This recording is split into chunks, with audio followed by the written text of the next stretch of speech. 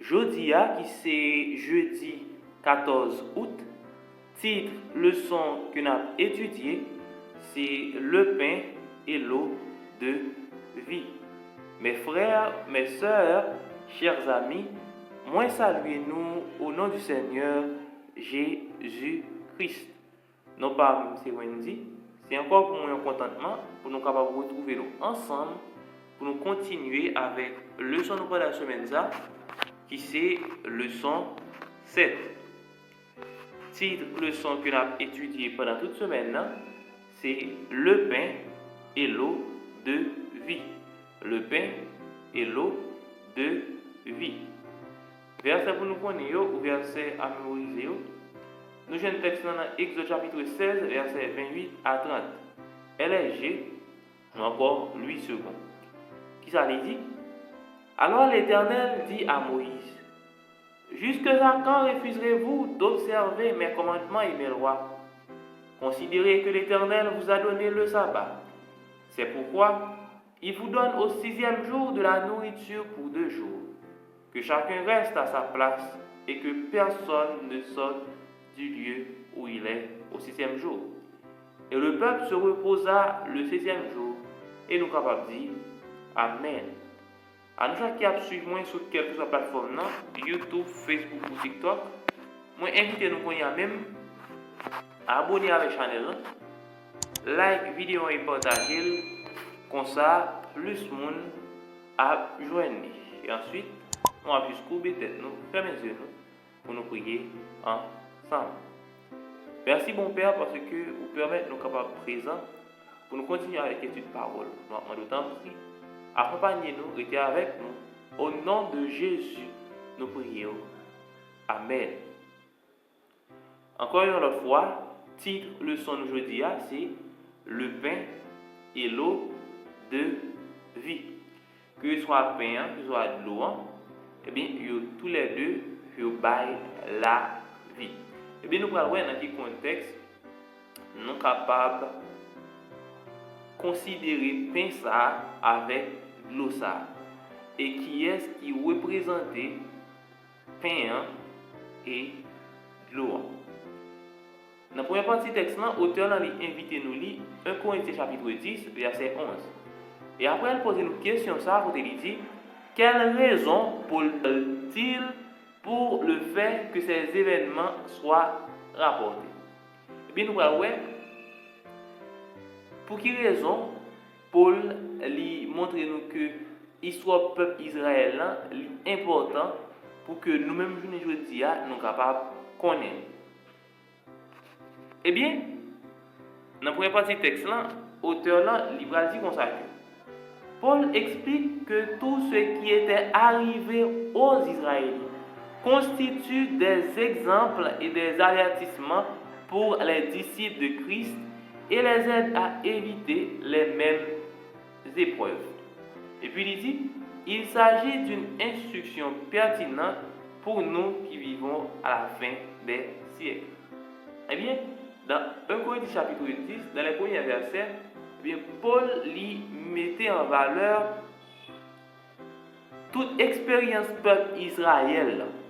Nous-mêmes, aujourd'hui, nous sommes capables de gagner des exemples. Nous sommes capables de gagner plus d'informations que même peuple israélien lui-même n'a pas gagné. Non seulement de qui est bon Dieu et de comment relation nous supposés ensemble avec. Ça fait que Paul lui dit que tout ça qui est écrit, il servi nous comme exemple. C'est des avertissements pour nous-mêmes, je ne dis ou encore nous pouvons dire pour nous-mêmes qui vivons dans le siècle ça, qui c'est le 21e siècle. Eh bien, lorsque nous apprenons à mettre confiance sur notre bon Dieu, eh bien, bon Dieu, il est capable de faire des merveilles. Et encore plus bas dans le texte, nous voyons que c'est bon Dieu qui, par le peuple, Saint-Esprit, pour capable de fortifier.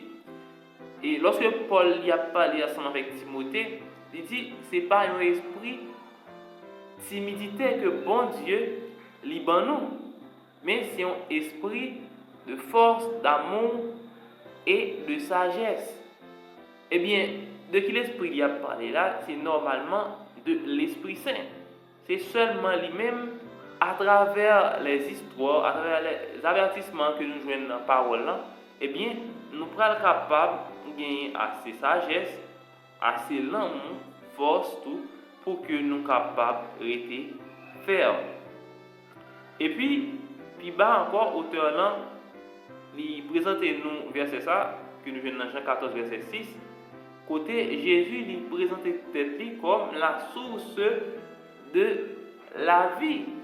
Eh bien, source ça, c'est une source qui n'est pas jamais finie, qui a bien pour les capable de déverser jusque dans l'éternité.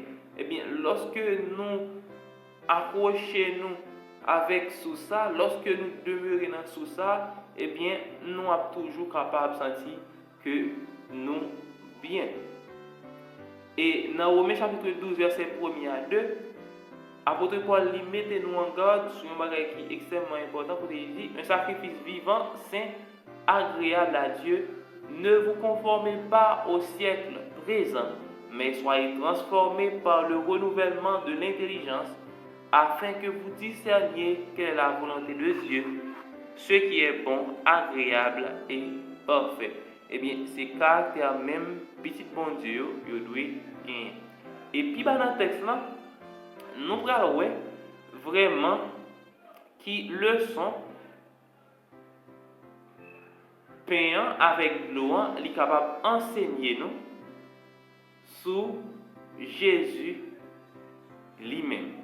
Ça fait autant ici. Plus tard, Jésus reprit les leçons de ces événements, notamment ce qui concerne la manne et l'eau, pour enseigner des vérités sur lui-même, celui qui les a guidés à travers le désert. Lorsque nous lisons Jean 4, versets 7 à 15, et Jean 6, versets 31 à 51, l'auteur nous pose une question après, que nous allons répondre ensemble. Il dit, quelles sont les vérités révélées ici pour nous en tant que chrétiens? Eh bien, nous lisons l'épisode ça quand même, expérience que Jésus était fait avec la femme samaritaine. Auteur dit, la femme samaritaine découvrit que Christ offrait quelque chose d'inaccessible ailleurs. La soif intérieure de paix, de joie et de bonheur vient de Dieu. Et donc, seul Dieu peut la satisfaire. Il y a qui présente peut-être comme la source qui ne tarit jamais dans Psaume 42. Et lorsque la femme samaritaine apprend que Jésus a une l'eau que est capable de bailler, et l'eau ça, s'il boit, il va bien soif encore, eh bien, il était envie capable de boire l'eau ça que Jésus lui a offert. Déjà, il était senti que Jésus lui offrit un bagage spécial. Et certainement, nous connaissons l'histoire là. Et ça fait, dans le discours liant, il a voulu comparer Jésus avec un prophète. Et puis, dans le texte là, autant il dit, plus tard, dans le contexte de la manne, Jésus expliqua que ce n'était pas Moïse, mais Dieu lui-même qui avait pourvu cette manne pour le peuple. Puis, Jésus déclara, « Je suis le pain de vie. Celui qui vient à moi n'aura jamais faim. » Jésus répéta 3 fois qu'il est le pain de vie, Jean 6, verset 35, 41, 48. Eh bien, nous sommes capables de voir que lorsque Jésus reprend l'histoire de Moïse, il toujours fait référence avec manne que bon Dieu qu'on bail peuple Israël ensemble avec Célie qui vrai pain. Eh bien, il y a un monde qui mange de pain ça ou pas jamais un grand goût encore. Eh bien, il pas parler là de un pain physique, pain ça que nous avons habitué à manger, que nous avons de tous côtés pour nous acheter avec comme nous dans boulanger, dans mes marchands. Eh bien, c'est un pain que vous ne pouvez pas dépenser rien, strictement rien pour lui. C'est seulement confiance ou croyance dans le Sauveur ça qui a permis à ce que vous capable de joindre pain ça. Et puis dans le texte il dit tout comme la manne dans le désert était un pain du ciel, Jean 6 verset 31 32, ainsi l'eau jaillissante du rocher était un don du ciel pour apaiser leur soif. Outre ces aspects physiques, le pain et l'eau ont aussi une signification spirituelle, car Jésus dit Christ est le pain de vie, Jean 6 verset 35 48, et l'eau vive, Jean 4 verset 10 11 14, Jean 7 verset 37 38, en lui seul notre soif et notre faim spirituelle peuvent véritablement être comblées. Non seulement c'est le pain de vie et c'est l'eau de vie. C'est-à-dire Jésus non seulement capable de passer grand goût, il est capable de passer soif. Il est important pour que nous capables chercher qu'on est vraiment Jésus ça que nous gagnons. Jésus ça qui remet nous en pile et qui voulait que nous tous nous capables sauver, nous tous nous capables gagner la vie éternelle. Pour nous finir, nous avons jusqu'au peut-être nous fermer les yeux.